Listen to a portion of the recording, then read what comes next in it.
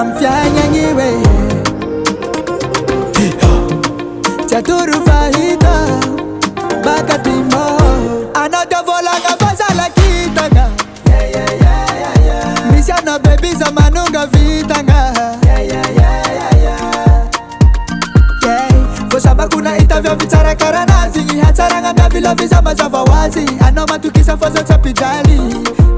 Nalima mane Iavondi tia kuta siaku farela Fata kila na mivali kilua pe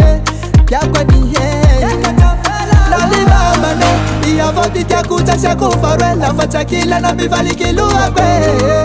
Yakwa ni he Fata mina wingisa baby for chapeau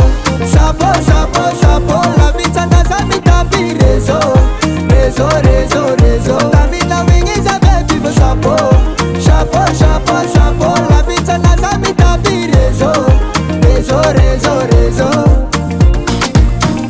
Vadi kwa nafana fudi Vita vanga zeng fata hudi Na mifuaza yuna maturi Kofakila na baby sa chite hudi Komarukuni zeng tena nalwe Vita vakwa na wing chata galwe Chia siku malwe, cha siku favalwe Fatovanga tijeri na magale Nalima mane Iavondi tia kuta siaku farela Fata kila na mivali kilua pe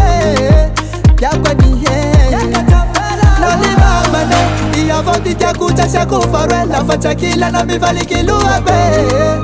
Yakwa ni he Fata mina wingisa baby for chapeau